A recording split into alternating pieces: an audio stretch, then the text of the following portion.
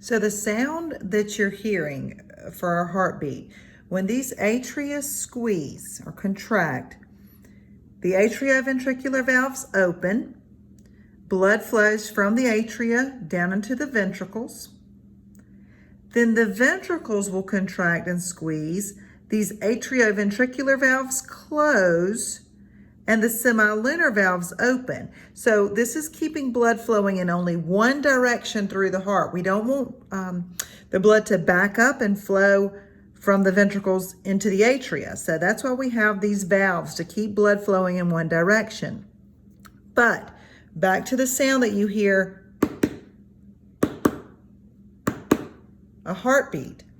We call that sound a lub-dub, which is actually one beat of the heart.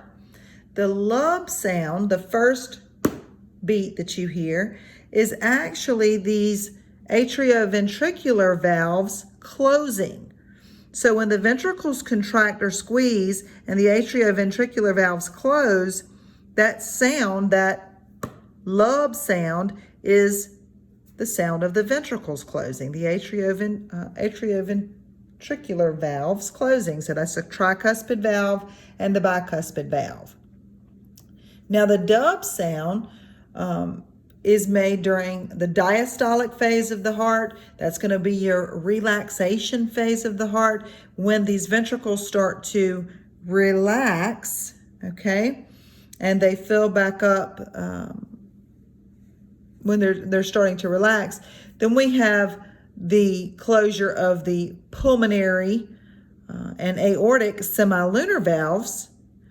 So they're closing. That's the dub sound we hear. Okay, so that the lub sound is during the systolic phase of the heart, the contraction phase, where the ventricles are contracting. The dub sound is made when the ventricles are relaxing. The semilunar valves are closed during the dub sound. Next, we'll talk about circulation. There are three types of circulation. We've got pulmonary circulation, we've got systemic circulation, and we've got coronary circulation. So, pulmonary circulation is dealing with the circulation of blood as it leaves the right side of the heart. So this is deoxygenated blood, and that blood traveling from the right atrium into the right ventricle, through the semilunar valve, into the pulmonary artery, into the lung. We've dropped off that deoxygenated blood that's low in levels of oxygen. We've exchanged it at the capillary level for oxygenated blood, and we've brought that oxygenated blood from the lungs back to the left atrium of the heart. That is known as pulmonary circulation. Okay, so it's beginning where we're taking the deoxygenated blood from the cells of the body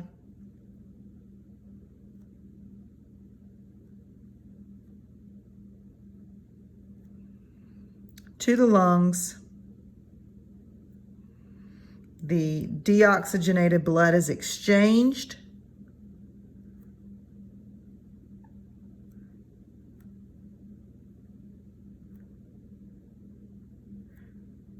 for oxygenated blood.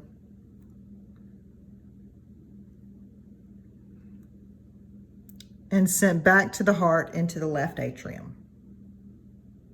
Okay, you'll see that. Taking deoxygenated blood from the cells of the body to the lungs, exchanging deoxygenated blood for oxygen at the capillary level, and then bringing that oxygenated blood back into the heart via the left atrium. That's pulmonary circulation. Then we have systemic circulation, which is mostly controlled by the left side of the heart. So we're taking blood, oxygenated blood,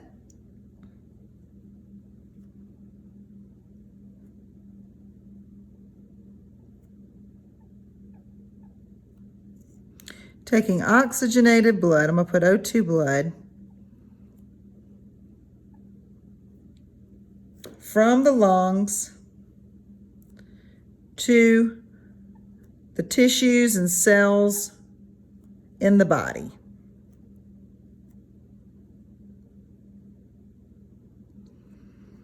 We're dropping off this oxygenated blood to the tissues, and then we're picking up carbon dioxide, this deoxygenated blood, and bringing it back up to the heart via the vena cava. So systemic circulation deals with taking oxygenated blood to the systems of the body and returning deoxygenated blood back to the heart to get to the lungs. And then the last type of circulation we have is known as coronary circulation. And coronary circulation, the word coron actually means crown. And where does a crown sit? If you're a king or a queen, the crown is going to sit on top of your head, right?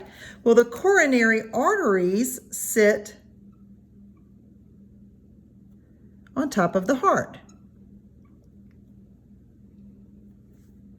And they supply the blood to the heart itself. So the heart is a muscle, remember that.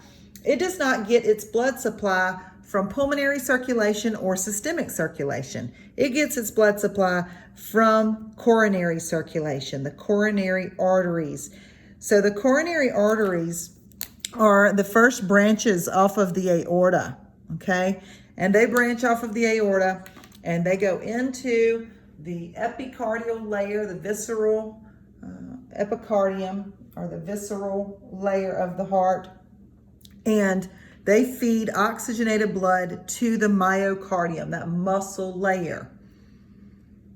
If you know someone who's had any type of heart problems before, you hear a lot about heart attacks or blockages in the heart causing a heart attack.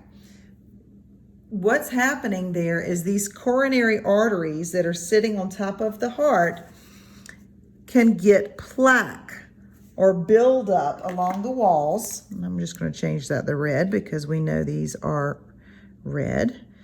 Coronary arteries.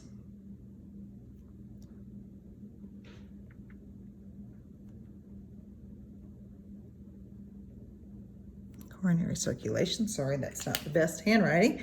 But these coronary arteries can get plaque buildup, and if that plaque builds up on the walls of these arteries, the blood cannot get through there. So if the blood can't get to the tissues of the heart, then oxygen is not getting to those cells. Those cells will not survive. And so over a period of time, as the cells die, it can cause the person to have a myocardial infarction or a heart attack. So coronary circulation talks about getting blood to the heart muscle itself.